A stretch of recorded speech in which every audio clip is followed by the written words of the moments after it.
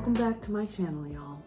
Today, we're gonna make some challah just in time for the holidays. If you're interested in watching me attempt this bread, follow along. And I mean attempt because, oh girl.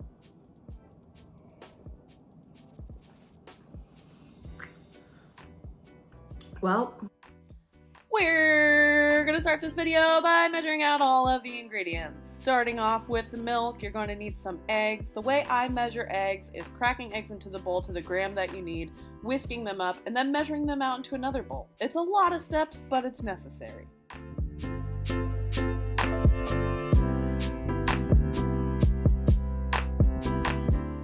Also, don't get any eggshells in here, which I have to tell myself. This isn't for anybody watching, but I have to tell myself that because I think I pulled like an entire eggshell out of here. I'm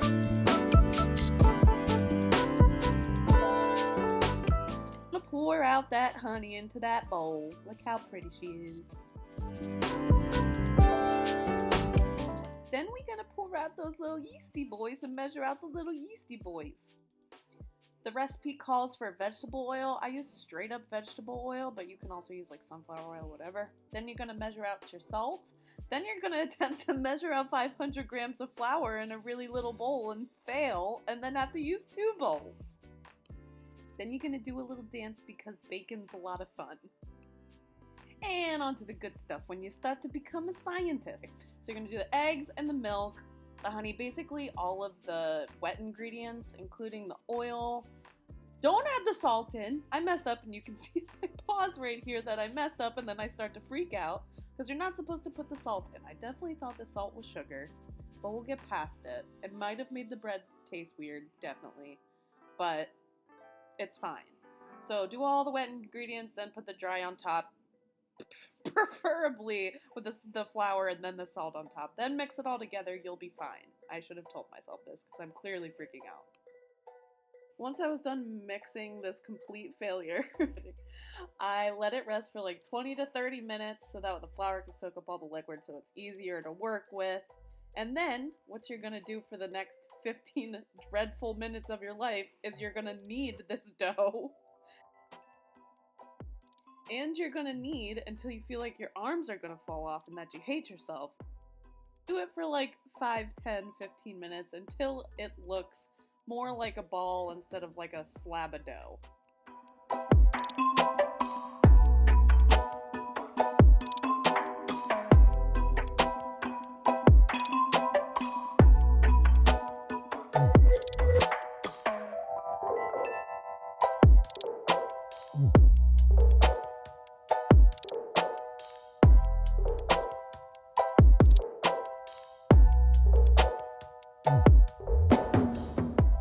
Then you're gonna take your beautiful little dough baby and you're gonna let it rise for like an hour and a half to 2 hours. I think I did 2 hours. That may have been a mistake.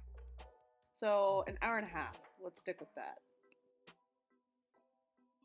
After an hour and a half, this is what your dough ball should look like.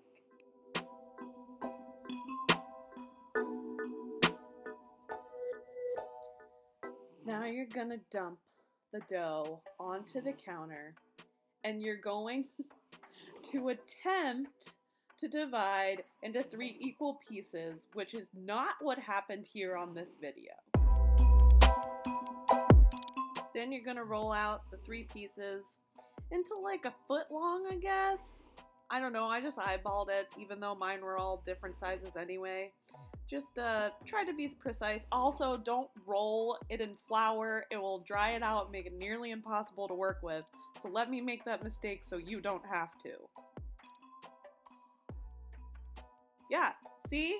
3 equal pieces. I did really good.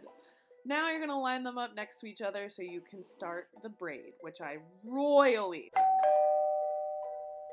But that's fine.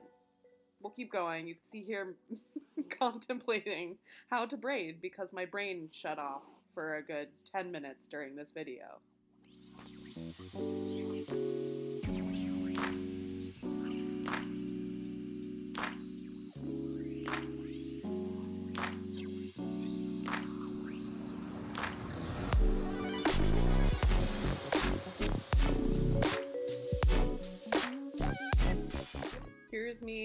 laughing hysterically at how bad this looks, then attempting to unbraid it, and then just being like, never mind.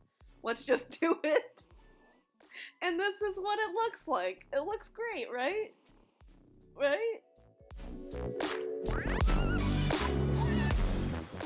Once you're done braiding it, you're going to move it to a baking sheet, cover it with parchment paper, and then egg wash it, put some saran over it, let it rest for 30 minutes, then egg wash it again.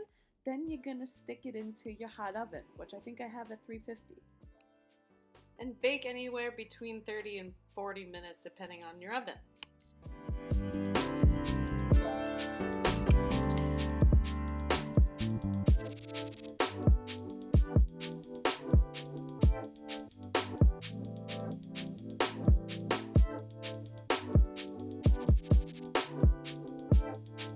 It does not look pretty, but it'll probably still taste good. Oh yeah.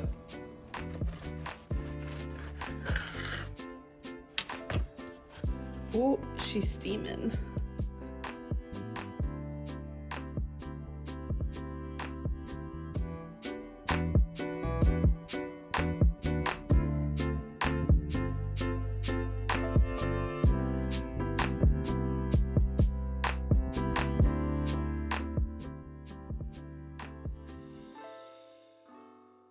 Okay, as you could see, not a successful attempt. Honestly, when I tasted that crust, it was not good. It was not good.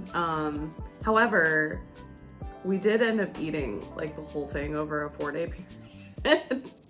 So even when things don't go as planned, they can still taste good, which is a wonderful thing about bread. That loaf did not look pretty, but it tasted all right, barring the crust. I'll have to work on that and get back to you. If you have any suggestions, please leave your comments down below. Don't forget to smash that like and subscribe. What's up, guys? Hey, would you like a crunchy challah? Just add shell. I don't know about you, but I like my challah crunchy.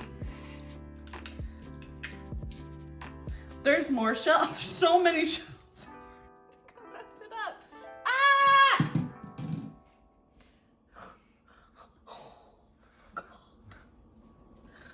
Oh God.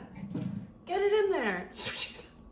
There will not be a video next week, but there will be one up the week following. So tune back in 2 weeks and we'll bake some more bread.